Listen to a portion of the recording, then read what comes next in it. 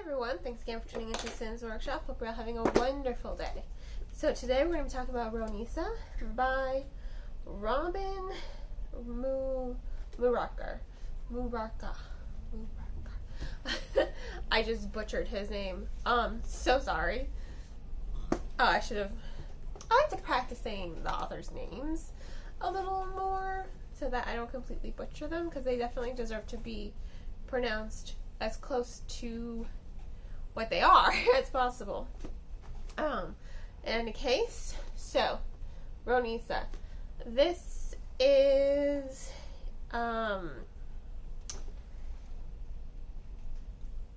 it's a book that I feel like you're either gonna love it or you're gonna hate it kind of book. It's very existential. It's a very mature read. It is science fiction. It takes place in a futuristic setting.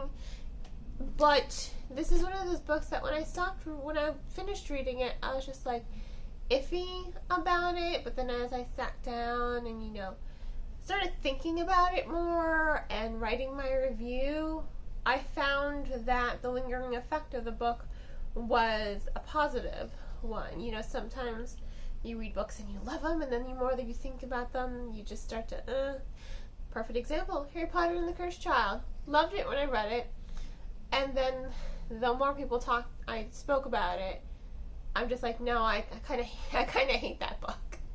Do I own it? Yes. Did I go to the midnight book release for it? Yes. Do I regret it? No. It exists. It is what it is. It's not my favorite piece of literature, but it is what it is. But we're not talking about Harry Potter and the Cursed Child. We're talking about Rone Isa. This had the opposite effect. When I first finished it, I was just kind of on the fence, like, do I like it? I think I gave it on my Bookly app. I think I only gave it 2 stars. And now that I'm sitting here and I'm thinking about it and about to talk to you guys about it, I want to give it 3.5 stars. It really does tackle this idea of humanity. What does your existence mean? Is your existence predicated on, your effect on people and your lingering effect on people? Or does your existence only have meaning if you have companionship? And then what about your needs? If your needs are met, does that mean that you exist? So it follows Dargood. He is an engineer, and he created Anoya. She's a singularity. She's an artificial intelligence. And you're really following her perspective in a way. And I say in a way because really the story is following Dargood. Kind of. Until you get to the end, and this is one of those things. It's just like, this is a book that requires like 2 readings, because it's one of those where everything starts to really make sense right when you get to the end, and you're like, what? Kind of moments. For me, at first, it was, like I said, my first initial reaction to it was confusion. I didn't really understand, but then the more I'm thinking about it, I'm like, no, it makes sense now. I'm sitting here and I'm thinking about it just because I'm writing my review for it, and I'm like, no, it actually does make sense, because you're following the singularity, Anoya, this artificial intelligence, as she is coming to life, and she's viewing the world through her almost childlike perspective. Again, she has just been born, basically. So she does a lot of, asking questions like regarding humanity and your ethics, morality. They did this for the greater good, but does that make it better? Kind of situation. She asks a lot of questions based on history, and that's what I thought was really interesting. Sorry, my daughter just started kicking up a storm.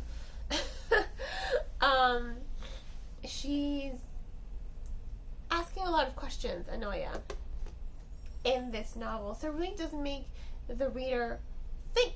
It does make the reader think about humanity. It does make it think about your existence. So for me, it was a very existential read, from beginning to end.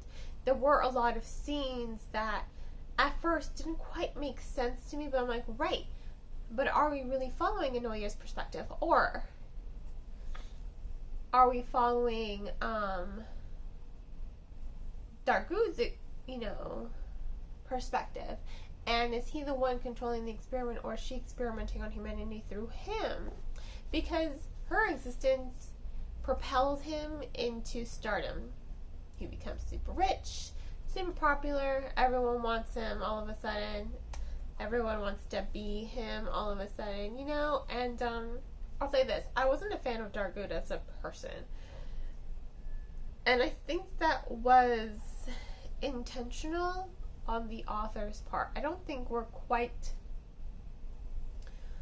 supposed to like him. But remember when I said earlier, is your existence based on your effect on people or on companionship, right? So he's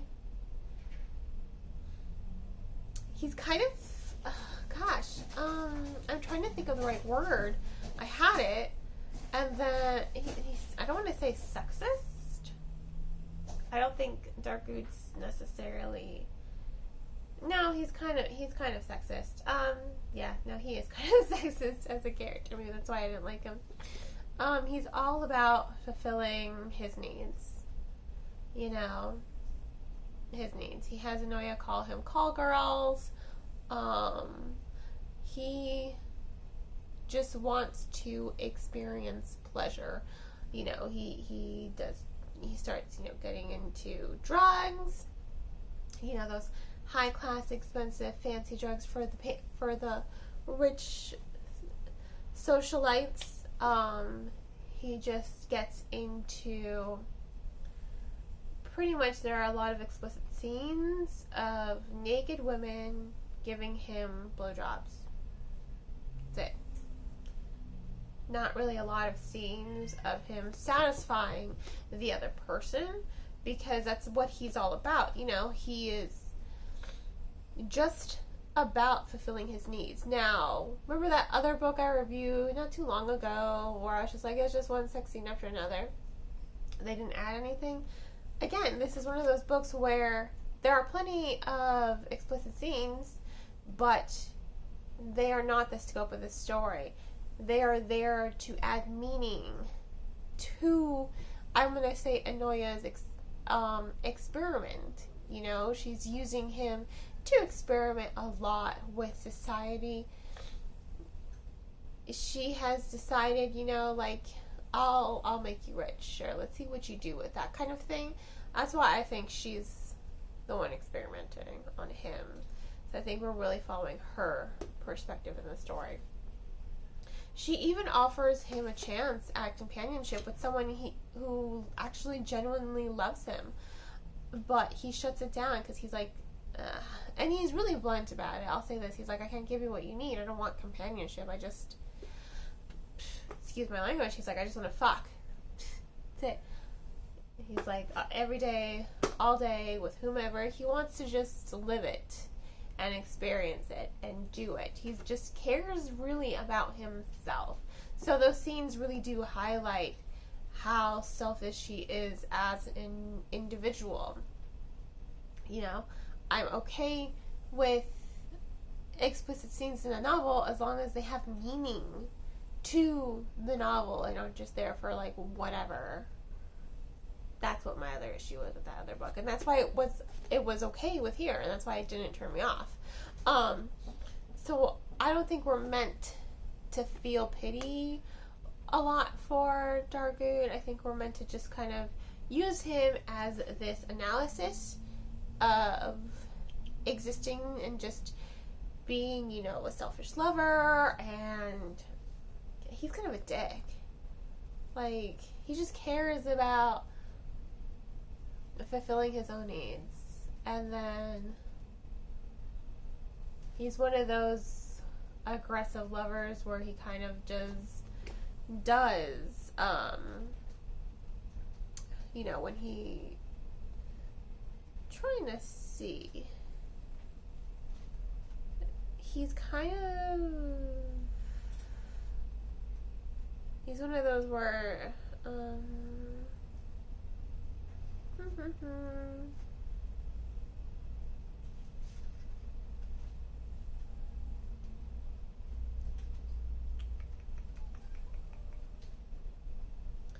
when he meets the other scientist chick, let's see, I should have just put a bookmark in there. When he meets the Andy, there we go.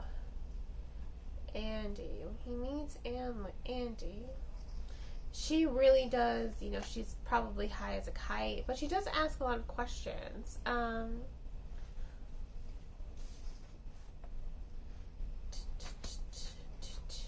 She questions, you know, everything I've said, pretty much. Yeah, here we go. It's right here. He's one of those where he just likes to degrade women when he does, you know, verbally degrade women. So he's a sexist, basically. So I think it goes hand in hand with what Andy talks about when she's saying, well, why should I? Like, I don't really want that. You're not offering me any satisfaction, so why should I offer you any satisfaction? Because I only have meaning to you when I'm offering you satisfaction, and then when I'm done offering you satisfaction, I don't offer you. I don't have meaning to you. So that was one of the things I took away from the novel. It's really, like I said, thought-provoking. It really is. It's essential. It really does question, you know, our needs, wants, desires, and what it means to be human in a way. So it's one of those books that when I finished it, like I said, I gave it 2 stars.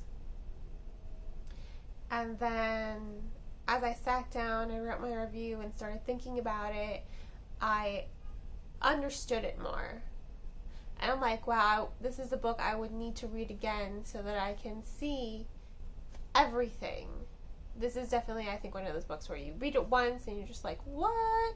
And then you read it again the second time because now everything starts to click together right at the end, and then you need to read it forward and you're going to see it, like how it moves and stuff. I mean, it was pretty good. It was pretty interesting.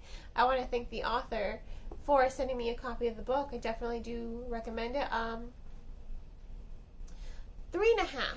3.5 out of 5 stars. Not quite 4. I'm not there yet.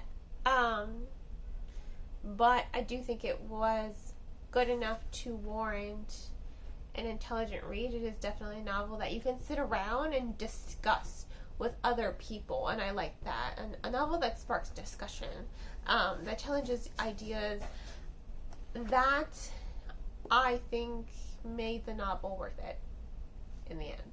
So 3.5 out of 5 stars. If you want to go ahead and purchase the book, please remember to purchase the book from your online bookstore or online preferred retailer. All I ask is that you do not purchase the book from Amazon. I will include a link where you can purchase the book down below for bookshop.org. Bookshop.org does donate a percentage of all proceeds to a local bookstore in your neighborhood. So, go bookstores. No Amazon. Bookstores, no Amazon. If money's tight, please check out the book from your local library if they have it. You can also get ebooks and audiobooks from your local library as well. All you need is a digital library card if you don't already have a library card, and then you are good to go. And if you have a library card, well, then you're good to go. And on that note, I hope you all will continue to support me by liking this video and subscribing to my channel. You can also become a supporter on buymeacoffee.com or purchasing one of my handmade candles. There are links to both of those down below. Please do not forget to share me with all your book loving friends. Hope you have a great rest of your day, and as always, mwah, happy reading.